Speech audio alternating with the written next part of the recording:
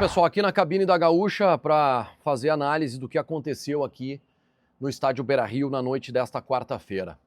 Tem muita coisa para a gente falar, tem muita coisa errada, mas para abrir esse comentário, não vai ter nem patrocinador, tá?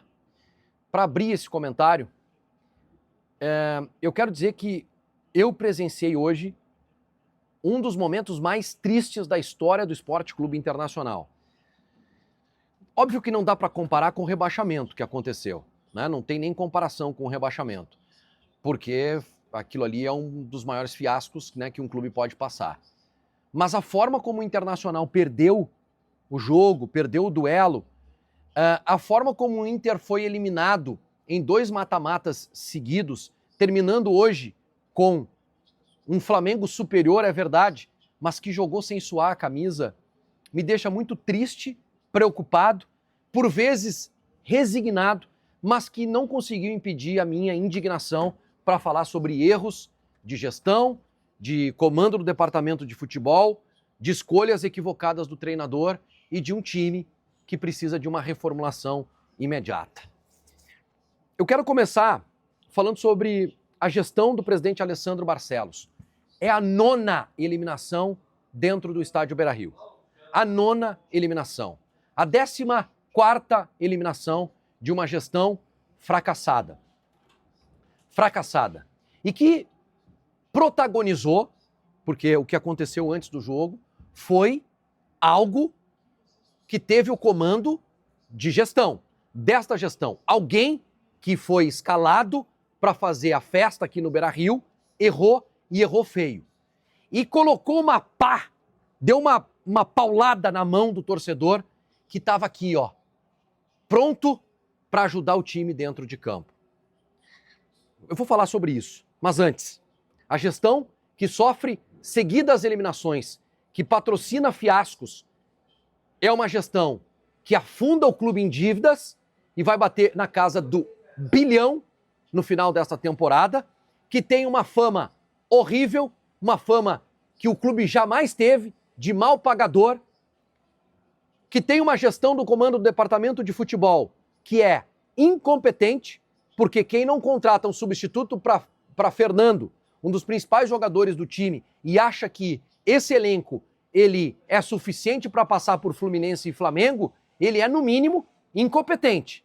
Ele é alguém que ele é comandado por alguém que não conhece futebol e que não pode estar no futebol. E aí a crítica é direta ao vice-presidente de futebol do Internacional, o José Olavo Bisol, que, na parada, quando tinha que estar trabalhando, estava preocupado com o que a imprensa dizia, com o que os influencers diziam, e tomava chimarrãozinho em entrevistas, tentando passar tranquilidade, dizendo que o Inter já tinha feito movimentos na janela, já tinha contratado o Alan Benítez, o lateral direito reserva, que veio para substituir o Natan.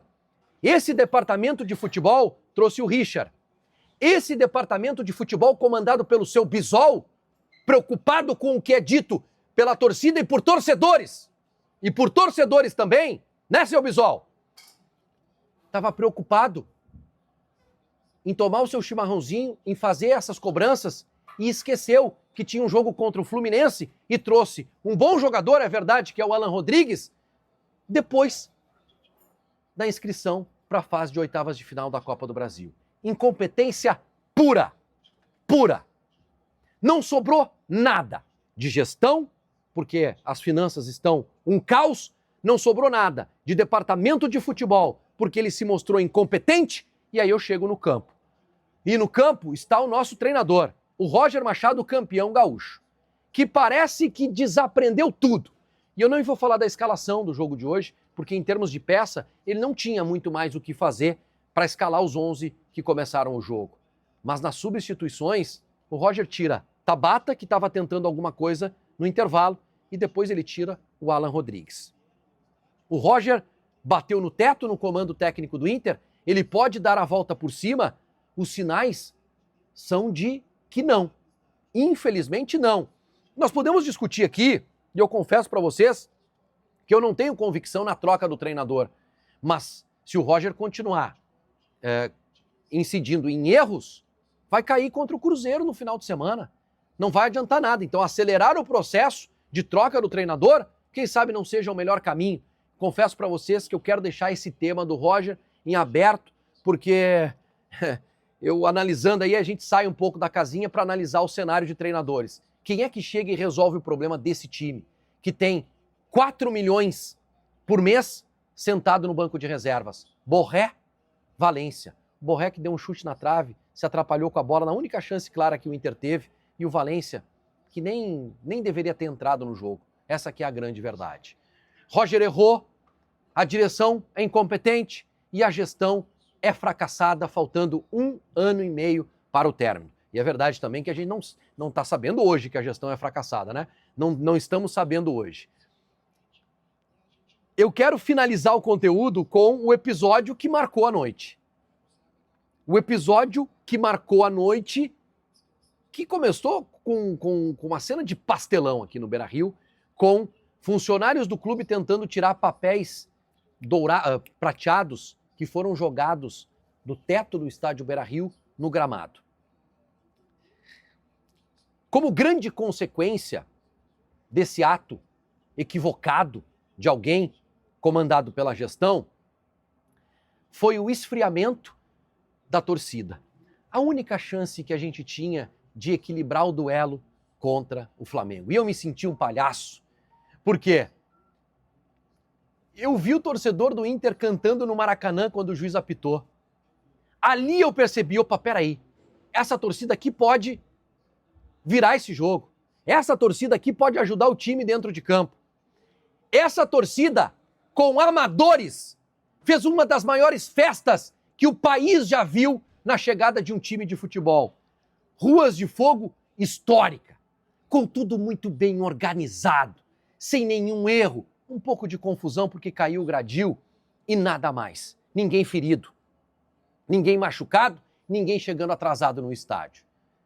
Esse torcedor que estava lá fora entrou para dentro do Beira-Rio e entrou com gás, com gana, para ajudar esse time, para ajudar essa gestão, para ajudar o departamento de futebol. E o que eles fizeram? Pegaram a pá e deram na cabeça do torcedor, esfriando a arquibancada, que estava quente, que estava ali para começar empurrando o time. Jogaram 1 tonelada de papel picado. 1 tonelada de papel picado que estaria ali para comemorar uma classificação. Foram otimistas, né? Mas que alguém, comandado por essa gestão, soltou no gramado e tapou o tapete do melhor gramado do futebol brasileiro de branco, atrasando em 20, 25 minutos o apito inicial e sepultando a energia que vinha da arquibancada. É preciso mudar em todos os setores. O torcedor não teve nem força para cobrar dentro do estádio. A manifestação aqui fora, ela teve conflito com a imprensa, com a Brigada Militar, mas com um número muito reduzido. O torcedor preferiu a resignação. O torcedor, na sua maioria, né? Porque muitos estão indignados, a gente ouviu no microfone da Gaúcha, muitos indignados, a gente está acompanhando os comentários de vocês nas redes sociais, mas o torcedor preferiu, na sua maioria, a resignação. Por quê? Esse é um sentimento mais triste de todos, porque a gente olha para quem está no comando, em todas as esferas do clube, e não vê nenhuma possibilidade de reação. Para quem ainda não dormiu, tentem. Amanhã todo mundo tem que trabalhar. As pessoas que estão aqui somem, saem. Mas quem está na torcida, e foi a única coisa que restou, a nossa torcida fica. E estão tratando muito mal da nossa torcida.